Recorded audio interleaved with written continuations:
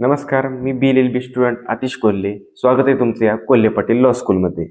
आज आपण Indian copyright act 1957 आज डिस्कस करणार आहोत. यामध्ये आपले सब टॉपिक असणार आहेत meaning of copyright, subject of copyright, authorship of copyright, ownership of copyright, registration of copyright आणि टर्म्स ऑफ कॉपीराइट. आणि हे सब टॉपिक आपण या व्हिडिओमध्ये डिस्कस करणार आहेत.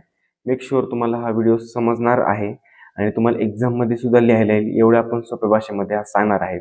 आणि या व्हिडिओच्या नोट्स तुम्हाला आपल्या व्हॉट्सअप ग्रुपवर मिळतील.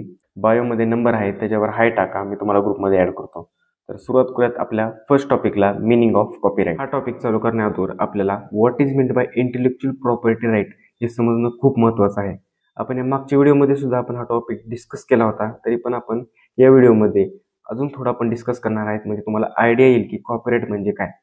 तर पहिली गोष्ट, इंटेलेक्च्युअल प्रॉपर्टी राईट म्हणजे काय, तर क्रिएशन ऑफ माइंड, जे आपलं माइंड क्रिएट करतं. काय करतं? इन्व्हेन्शन्स, लिटररी वर्क असेल, आर्टिस्टिक वर्क्स असेल, सिम्बॉल्स असतील, ब्रँड नेम असेल, वगैरे वगैरे.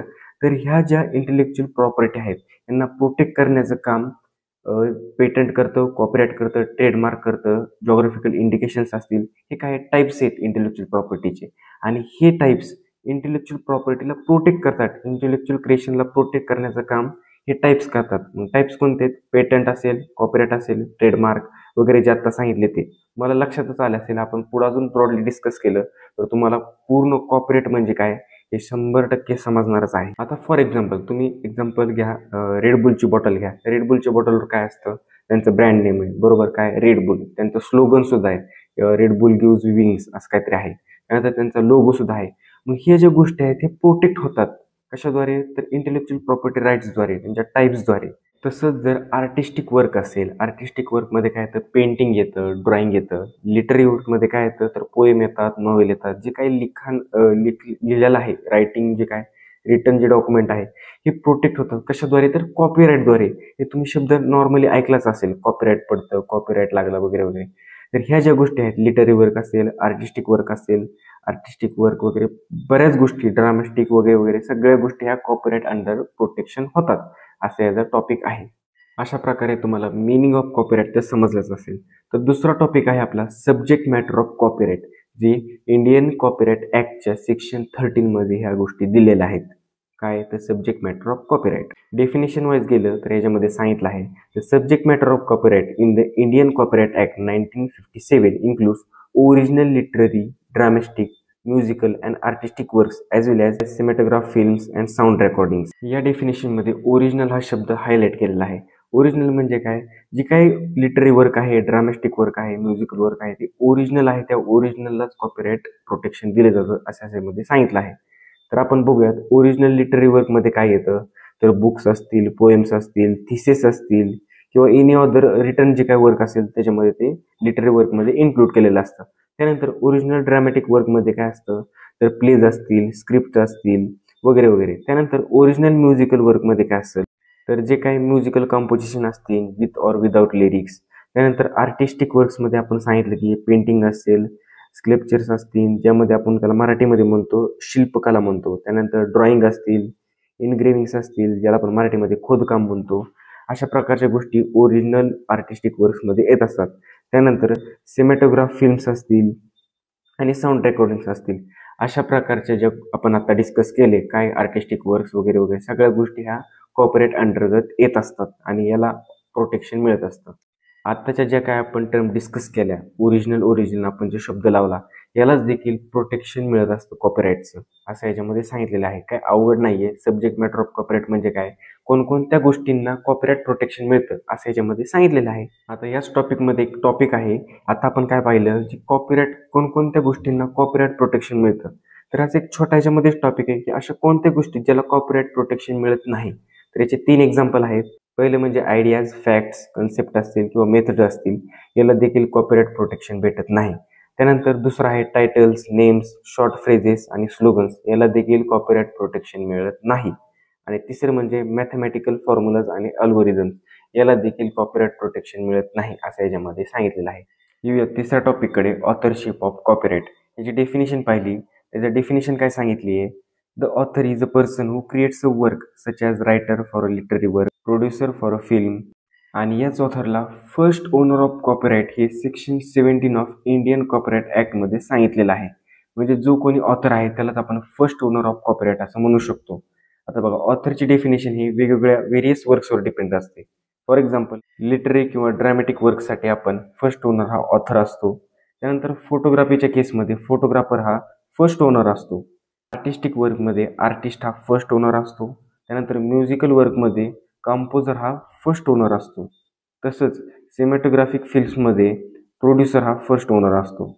म्हणजे या टॉपिकमध्ये एवढंच सांगितलं आहे की जो कोणी ओरिजिनल वर्क क्रिएट करतो त्याला आपण ऑथर म्हणतो आणि ऑथरच हा फर्स्ट ओनर ऑफ कॉपीराइट असतो असं याच्यामध्ये सांगितलेलं आहे. बाकी काहीच सांगितलेलं नाही. आता या चौथ्या टॉपिककडे, ओनरशिप ऑफ कॉपीराइट, जे इंडियन कॉपीराइट ॲक्टच्या सेक्शन 17 मध्ये डिस्कस केलेलं आहे. म्हणजे जे आपण मगापासून सांगत गेलो, काय ओरिजिनल वर्क, ठीक आहे, ओरिजिनल वर्कचे जे काही क्रिएटर असतात त्याला आपण ऑथर म्हणतो आणि ऑथर हे फर्स्ट ओनर ऑफ कॉपीराइट असतात, बरोबर. तर मग ह्याच्यामध्ये काय सांगितलं आहे, जे काही ओरिजिनल वर्कचे जे क्रिएटर आहेत, ऑथर, या ऑथरला ओनरशिप म्हणजे काय असतं, लिगल एक्सक्लुझिव्ह राईट्स, बरोबर. मग या क्रिएटर्सला, या ऑथर्सला ओनरशिप म्हणजे काय, जर राईट्स दिलेले असतात. कशाचे राईट्स? त्यांचे जे क्रिएटर आहे, त्यांचं जे क्रिएशन आहे, या क्रिएशनला लिगली राईट्स दिलेले असतात. काय करण्यासाठी? त्यांचं वर्क रिप्रोड्यूस करण्यासाठी, त्यानंतर पब्लिश करण्यासाठी, त्यानंतर आपण म्हणू शकतो परफॉर्म करण्यासाठी, ट्रान्सलेट करण्यासाठी, अडॉप्शन करण्यासाठी हे ओनरशिपमध्ये राईट्स दिलेले असतात. असं याच्यामध्ये सांगितलेलं आहे. म्हणजे सोप्या भाषेत जे काही ओरिजिनल वर्क आहे, ठीक आहे, या ओरिजिनल वर्कचे जे कोण क्रिएटर असतात, काय असतात, ऑथर, या ऑथरला त्यांचं जे क्रिएशन आहे, त्यांचं जे वर्क आहे, त्या वर्कला राईट्स दिलेले असतात. म्हणजे समजा एखाद्याने गाणं तयार केलं, ठीक आहे, तर मग या गाण्याचं कोण रिप्रोड्यूस करू शकतं किंवा पब्लिश करू शकतं, परफॉर्म करू शकतं किंवा ट्रान्सलेट करू शकतं, असे राईट्स त्या ऑथरला दिलेले असतात असं याच्यामध्ये सांगितलेलं आहे ओनरशिप ऑफ कॉपीराइटमध्ये. आता यात पाचव्या टॉपिककडे, रजिस्ट्रेशन ऑफ कॉपीराइट. आपण मगापासून डिस्कस केलं कॉपीराइट प्रोटेक्शन. पण आता जे आहे रजिस्ट्रेशन काय, एक फॉर्मल प्रोसेस आहे.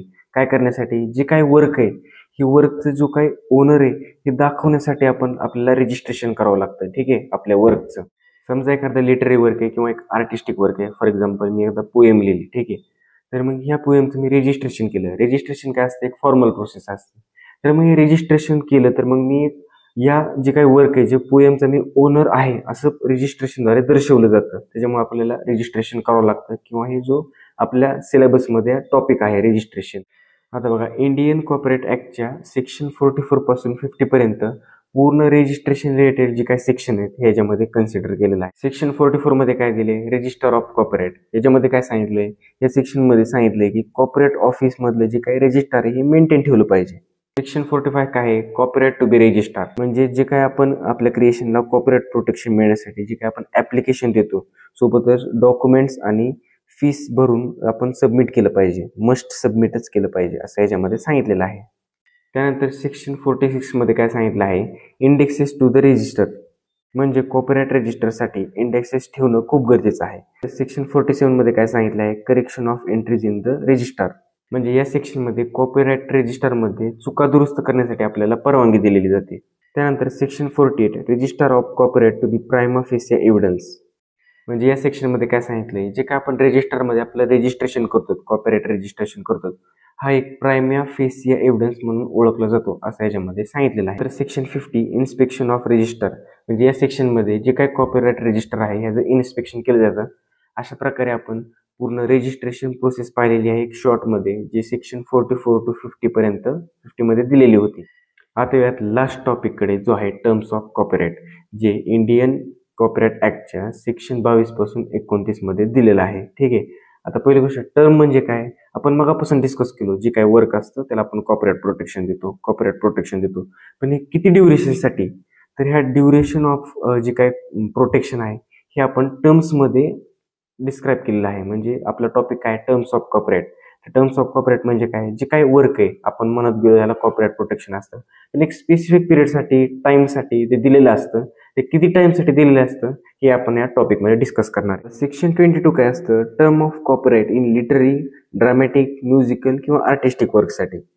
आता हे जे काही कॉपीराइट प्रोटेक्शन आहे, समजा एखादा लिटररी वर्क, एखादी पोएम लिहिली, तर ह्या पोएमचा जो काही ऑथर आहे, ह्या ऑथरला त्याच्या क्रिएशनचं त्याच्या लाईफ टाईमपर्यंत त्याला प्रोटेक्शन दिलेलं असतं. सोबतच continue with 60 years after the death. म्हणजे ऑथरच्या डेथ पासून एक तर ऑथरला त्याच्या पूर्ण लाईफ टाईम मध्ये त्याला प्रोटेक्शन मिळालं असतं त्याच्या वर्कचं, सोबतच plus 60 years after the date म्हणजे त्याच्या मृत्यूनंतर त्याला अजून 60 वर्ष त्याच्या वर्कचं त्याला प्रोटेक्शन दिलेलं असतं, असं या सेक्शन 22 मध्ये सांगितलेलं आहे. त्यानंतर section 23 term of copyright for anonymous and pseudonymous work. आता अनॉनिमस वर्क म्हणजे काय, ज्याच्यामध्ये ऑथरची जी काय आयडेंटिटी हे डिस्क्लोज केलेली नसते. आणि सुडोनॉमस म्हणजे काय, तर ज्याच्यामध्ये जो ऑथर असतो त्याच्या जे काही रिअल नाव असतं, रिअल नावाऐवजी फॉल्स नावाने त्याचं जे काही आयडेंटिटी असते, तर या दोघांसाठी देखील 60 वर्षाचं जे काय आपल्याला प्रोटेक्शन किंवा कॉपीराइट प्रोटेक्शन दिलेलं असतं. त्यानंतर सेक्शन 24 मध्ये काय सांगितलं, term of copyright in post humus work. म्हणजे समजा एखाद्या ऑथरच्या डेथ नंतर त्याचं वर्क किंवा त्याचं बुक किंवा त्याचं टायटल जर पब्लिश होत असेल तर त्याला देखील 60 इयर्सचं कॉपीराइट प्रोटेक्शन दिलेलं असतं, असं या सेक्शन 24 मध्ये सांगितलेलं आहे. सेक्शन 25 मध्ये term of copyright in photograph. त्यानंतर सेक्शन 26 मध्ये term of copyright in cinematographic film. त्यानंतर सेक्शन 27 मध्ये term of copyright on sound recording. त्यानंतर सेक्शन 28 मध्ये term of copyright in government work. सोबतच सेक्शन 28A मध्ये term of copyright in work of public undertaking, ज्यामध्ये government हे first owner असतं त्यांच्या वर्कचं, यांना देखील कॉपीराइट प्रोटेक्शन असतं. आणि लास्ट सेक्शन म्हणजे section 29 term of copyright in work of international organisation, यासाठी देखील 60 इयर्सचं कॉपीराइट प्रोटेक्शन दिलेलं असतं. जेव्हापासून जे काही वर्क त्यांचं पब्लिश झाले त्याच्यापासून 60 इयरपर्यंत त्यांना कॉपीराइट प्रोटेक्शन दिलेलं असतं. अशा प्रकारे आपण जे काही आपण 6 टॉपिक सांगितले होते ते आपण डिस्कस केले आहेत, एकदम शॉर्टमध्ये डिस्कस केले आहेत. याची जर तुम्हाला या लेक्चरच्या जर व्हिडिओ नोट्स पाहिजे असतील तुम्हाला तर आपला व्हॉट्सअप ग्रुप जॉईन करा, स्कॅनर तुम्हाला पाठवतो मी, किंवा तुम्ही नंबरवर देखील हाय करू शकता. माझा नंबर डिस्क्रिप्शनमध्ये दिलेला आहे. तर भेटूयात अशाच नवीन एका व्हिडिओमध्ये.